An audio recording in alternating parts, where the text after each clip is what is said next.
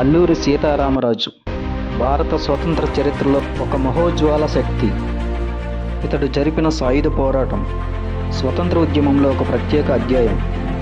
సాయుధ పోరాటం ద్వారానే స్వతంత్రం వస్తుందని నమ్మి దాని కొరకే తన ప్రాణాలను అర్పించిన యోధుడు.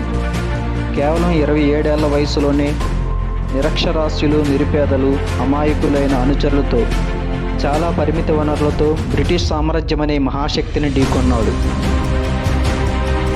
అల్లూరి సీతారామరాజు 1897 జూలై 4న ఆంధ్రప్రదేశ్లోని పశ్చిమ గోదావరి జిల్లా పాలకోడేరు మండలం మోగలు గ్రామంలో జన్మించారు.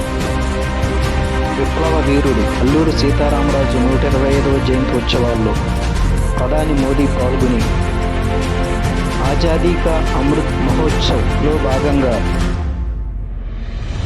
పశ్చిమ గోదావరి జిల్లా భీమవరంలో ఏర్పాటు చేసిన అల్లూరి సీతారామరాజు 30 అడుగుల కాంస్య విగ్రహాన్ని ఆవిష్కరించారు.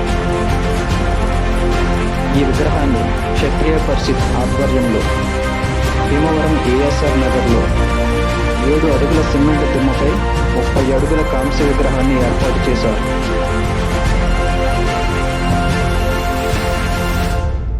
ఈ విగ్రహ నిర్మాణానికి పాలకొల్లు మండలం ఆగర్రుకు చెందిన అల్లూరి సీతారామరాజు అనే దాత 3 కోట్లు విరాళం అందజేశారు.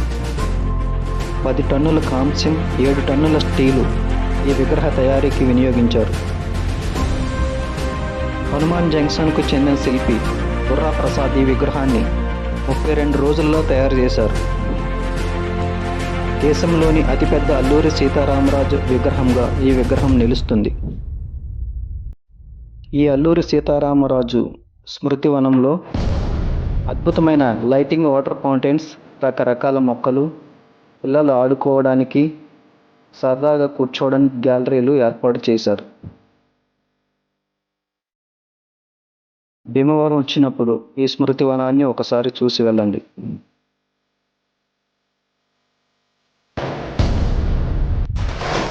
అడవి బిడ్డలకు ఆరాధ్య దైవం, తెలుగు జాతికి స్ఫూర్తి ప్రదాత అల్లూరి మరణం లేని ఒక విప్లవ వీరుడు.